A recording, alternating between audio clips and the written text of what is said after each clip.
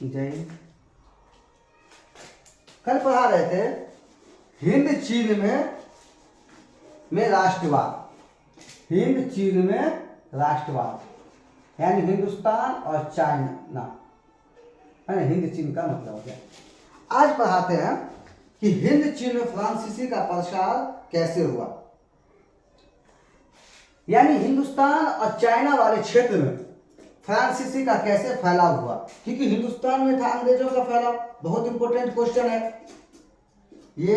पिछले 4-5 साल से पूछ रहा था, बीच में 2021-22 में 2021-22 में नहीं पूछा, 2011 में भी पूछा, 12 में भी, 13 में भी, 15 में भी और 19 में भी।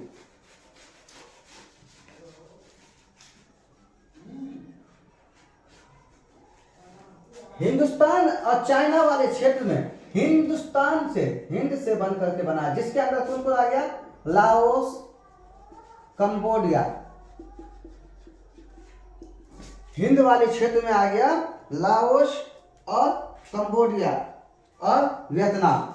ये 3 क्षेत्र जो है ये हिंद वाले क्षेत्र में था उस वक्त, उस समय, है ना। जैसे है बॉर्डर है, जैसे अरुणाचल प्रदेश है, अरुणाचल प्रदेश, लद्दाख, और उसके बाद गलवान घाटी है ना। गलवान घाटी वो क्या है कि है तो भारत का है, लेकिन उस पर क्या किया है, चीन कब्जा कर करके रखे हुआ। चीन कह रहा है वो मेरा है ना।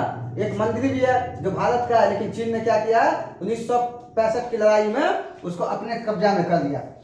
तो उसी तरह से उस समय में हिंदुस्तान के बॉर्डर पे था लाओस, कंबोडिया और वियतनाम। ये देश अब जो है चाइना में। 17वीं शताब्दी में बहुत सारे पादरी व्यापारी हिंद चीन में आकर बस गए। 17वीं शताब्दी मतलब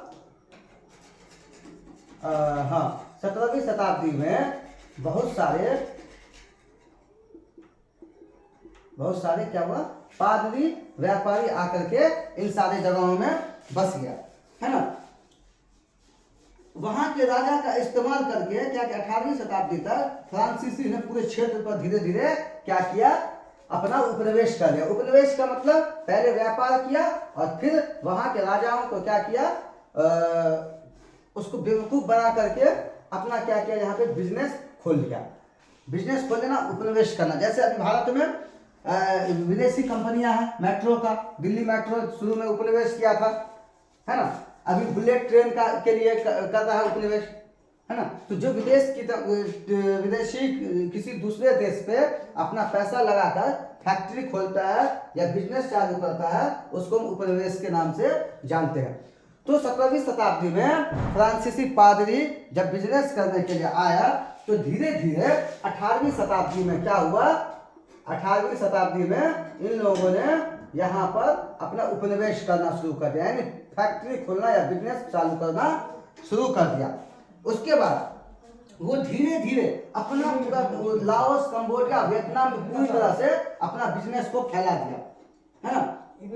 और क्या कर दिया, इसने शुरू में अच्छा काम किया, लेकिन बाद में इन लोगों ने क्या किया कि धीरे धीरे यहाँ पे हिंद चीन वाले क्षेत्र पे अतिक्रमण और अत्याचार करना शुरू कर दिया।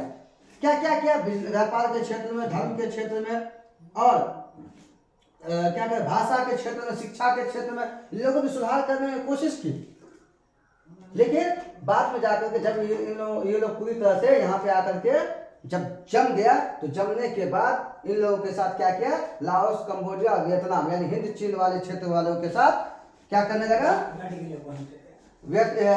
अत्याचार करने लगा, है ना। मतलब इसको क्या कहेंगे, ऐसे परिभाषित करेंगे, 17वीं शताब्दी में हिंद चीन वाला क्षेत्र, लाओस, कंबोडिया और वियतनाम में फ्रांसीसी पादरी व्यापार बन करके आया और यहाँ पे व्यापार करने लगा।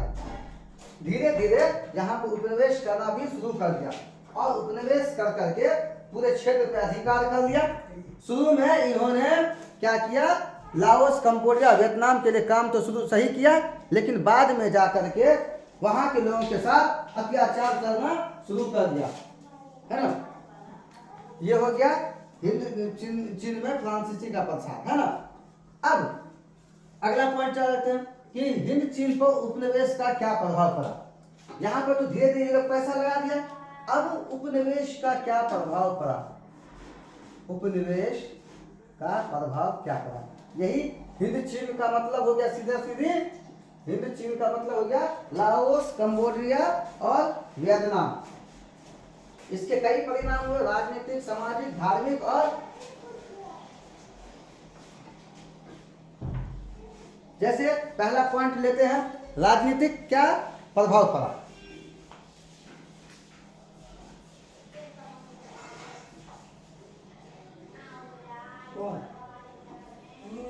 पहला क्या हुआ राजनीतिक प्रभाव में,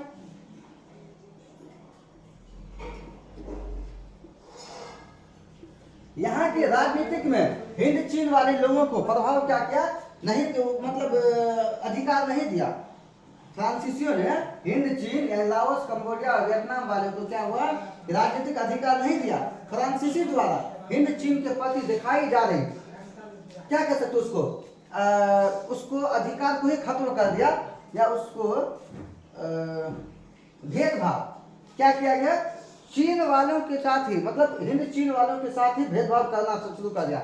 इसके बाद हिंद चीन के लोग क्या हुआ, जाग गया और इसके खिलाफ हो गया। किसके खिलाफ, फ्रांसीसी के खिलाफ हो गया। दूसरा आर्थिक प्रभाव, फ्रांसीसी ने धीरे धीरे क्या किया कि हिंद चीन वाले क्षेत्र पे शोषण करना शुरू कर दिया, और यहाँ पर क्या किया, पूरी तरह से लोगों को पस्त कर दिया। तो आर्थिक हालात से उन्होंने क्या किया, जिस कृषि वाले क्षेत्र पे खेती कर करके ये लोग उपज कर करके अपना खाना वगैरह, खाने का सामान को उत्पादन करता था, उन सारे खेतों को क्या किया, कृषि वाले खेतों को क्या किया, वो हटा करके, जंगल हटा करके, और क्या किया, उस पर फैक्ट्री वगैरह लगाने लगा, है ना, उस पर फैक्ट्री वगैरह लगाने लगा, जिससे वहां क्या हुआ, आर्थिक हालात खराब हो गया, और इससे भी हिंद चीन के लोग क्या हो गया, उग्र हो गया फ्रांसीसी खराब। तीसरा सामाजिक प्रभाव, इन लोगों ने क्या किया, सामाजिक प्रभाव में क्या किया, सामाजिक प्रभाव में हिंदुस्तान चाइना का अपना अपना भाषा था, चाइना का चाइनीज और हिंदुस्तान का जो भाषा था हिंदी। इन लोगों ने क्या किया, फ्रांसीसी ने इन भाषाओं को समाप्त करके फ्रांसीसी फ्रेंच भाषा, किसका, फ्रेंच भाषा का बढ़ावा देने लगा। उसके बाद यहाँ पे इससे भी लोगों को क्या हुआ कि अपने राष्ट्र के खिलाफ बढ़ते अत्याचार, मतलब इस देश का राष्ट्रभाषा हिंदी था और चाइना का चाइनीज था, उससे भी लोग उग्र हो गए। उसके बाद आया धार्मिक प्रभाव, यहाँ पे बहुत सारे लोग क्या था, चाइना में था बौद्ध धर्म, और भारत में था हिंदू, मुसलमान, ईसाई नहीं था, मुसलमान, उसके बाद क्या कहते पारसी।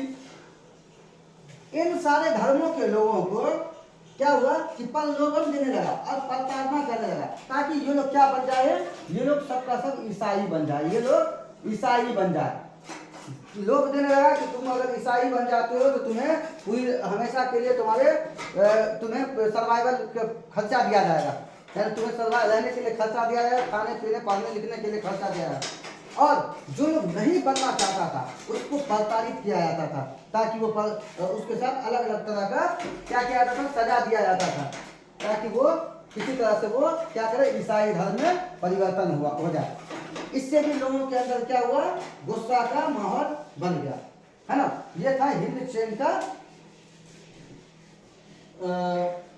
उपनिवेश होने के कारण क्या प्रभाव हुआ। जैसे अंग्रेज ने भारत पर प्रभाव डाला था, लेकिन अंग्रेज ने भाषा पे कोई आक्रमण नहीं किया था।